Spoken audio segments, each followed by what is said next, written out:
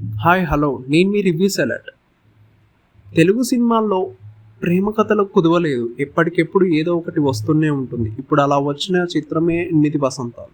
గతంలో మధురం అనే షార్ట్ ఫిలింతో ఆకట్టుకున్న దర్శకుడు ఫణేంద్ర నర్సేటి ఇప్పుడు ఈ మూవీతో ప్రేక్షకుల ముందుకు వచ్చాడు.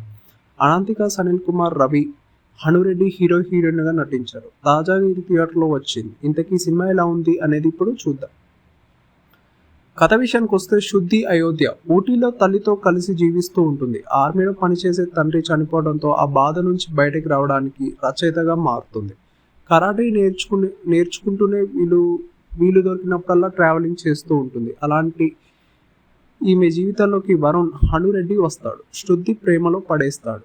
కానీ ఓ సందర్భంలో తన స్వార్థం తను చూసుకొని ఆమెకు బ్రేకప్ చెప్తాడు. ఆత్మగౌరవంతో బతికే శుద్ధి ఏం చేసింది? ఈమె జీవితంలో వచ్చిన సంజయ్ ఎవరు? చివరికి శుద్ధి ప్రేమకతో ఎలాంటి ముగింపు లభించింది అనేది మిగతా స్టోరీ. ప్రేమ కథ సినిమా అనగానే ఆహా ఏముంది, ఆ అబ్బాయి అమ్మాయిలు ప్రేమించుకుంటారు, కుదిరితే ఒప్పుకుంటారు, లేదంటే విడిపోతారు.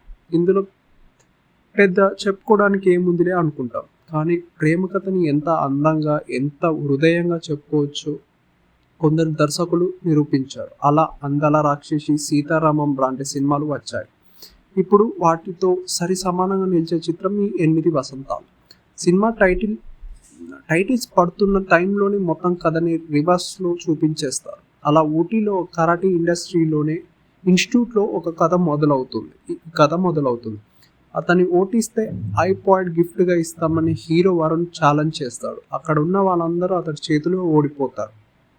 కానీ శుద్ధి అతన్ని ఓడిస్తుంది. ఆహాని నెలకి తెచ్చుకుంటుంది. ఆ క్షణం వరుణ్ శుద్ధి ప్రేమలో పడిపోతాడు. తర్వాత ఆమె వెంట పడటం, ప్రేమలో పడేసేందుకు చేసే ప్రయత్నాలు ఆందోళనగా ఉంటాయి.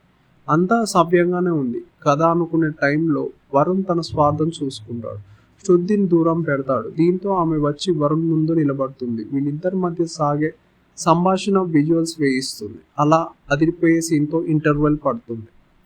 సెకండ్ హాఫ్ వచ్చేసరికి శుద్ధికి కరాటే నేర్పిన గురువు చనిపోవడం, ఆయన అస్థికలిని గంగలో కలపడం ఇలా సాగుతుంది. కొన్నాళ్ళ తర్వాత శుద్ధి జీవితంలోకి సంజయ్ వస్తాడు. ఈమెలానే అతడు కూడా ఒక రచయిత. అయితే వీళ్ళిద్దరి ప్రేమలో పడ్డారా? ఇంతకీ సంజయ్ గతం ఏంటి? చివరిలో శుద్ధి సంజయ్ ఒకటయ్యారా లేదా అనేది సినిమా చూసి తెలుసుకోవాలి. 8 వసంతాలు ఈ పేరు వినగానే ఎంత హాయిగా వినిపిస్తుందో సినిమా కూడా అంతకు తగ్గట్లే ఉంటుంది. కాకపోతే ఓపికతో చాలా జాగ్రత్తగా చూడాల్సి ఉంటుంది. ఎందుకంటే మొదటి సీన్ నుంచి చివరి వరకు కొండల మధ్య పారుతున్న నదిలా ఈ సినిమా అలా వెళ్తూ ఉంటుంది. మధ్యలో బలమైన సన్నివేశాలు, మనసుకుని తాకేలా డైలాగ్స్ ఉంటాయి. తొలి భాగంలో మహిళ గుణం గురించి హీరోయిన్ చెప్పే ఓ సీన్ భలే ఉంటుంది. ఇంటర్వెల్కి ముందు శుద్ధి వరుణ్ మధ్య సంభాషణ వర్త్ అనిపిస్తుంది. ఫస్ట్ హాఫ్తో పోలిస్తే సెకండ్ హాఫ్ కాస్త లాగ్ అయినట్లు అనిపిస్తుంది. కానీ క్లైమాక్స్కి వచ్చేసరికి సంజయ్ పాత్ర ఎంత బలమైనదో అర్థమవుతుంది. ఎందుకంటే క్లైమాక్స్కి కాసేపు ముందు వచ్చే ఈ పాత్రకి పెద్దగా సీన్స్ ఉండవు. కానీ క్లైమాక్స్లో ఇతనికి పాత్రని తొలి సీన్ నుంచి లింక్ చేసిన విధానం థ్రిల్లింగ్గా అనిపిస్తుంది.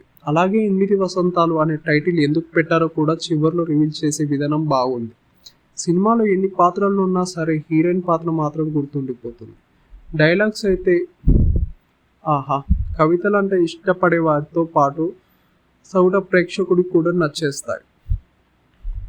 పర్ఫార్మెన్స్ విషయానికి వస్తే, శుద్ధి అయోధ్య పాత్రలో అనంతిక జీవించేస్తుంది. 17 ఏళ్ళు అమ్మాయిగా, 25 ఏళ్ళు మహిళగా వేరియేషన్స్ చూపించేస్తుంది. వరుణ్ చేసిన హనురెడ్డి ఎన్ఆర్ఐ కుర్రాడిగా ఆకట్టుకున్నాడు. సెకండ్ హాఫ్లో వచ్చే సంజయ్ ఇంతవరకే మధురంలో నటించాడు. ఇందులో అతని పాత్ర ఉన్నది కాసేపైనా డిజైన్ చేసే విధానం మాత్రం బాగుంది. మిగిలిన పాత్రధారులు కూడా ఎవరికి వాళ్ళకు పూర్తిగా న్యాయం చేశారు. టెక్నికల్గా చూసుకుంటే సినిమాలో డైలాగ్స్ మెయిన్ హైలైట్. ప్రతి 10-15 నిమిషాలకి ఒకటి వస్తూ ఉంటుంది. Cinematography top notch. Ooty, Kashmir, Kashi అందాన్ని బాగా చూపించారు. ఇక డైరెక్షన్ విషయానికి వస్తే, ఇదివరకే మధురం షార్ట్ ఫిలిం, మను సినిమాలతో తనేంటో నిరూపించుకున్న ఫణేంద్ర నర్సేటి ఇప్పుడు 8 వసంతాల సినిమాతో మరోసారి ప్రూవ్ చేసుకున్నాడు. స్వచ్ఛమైన ప్రేమ కథని, సంగీతంలోని మనసుని తాకే సంభాషణలతో తీసిన ఓ మంచి సినిమా చూడాలంటే 8 వసంతాలు అసలు మిస్ కావద్దు.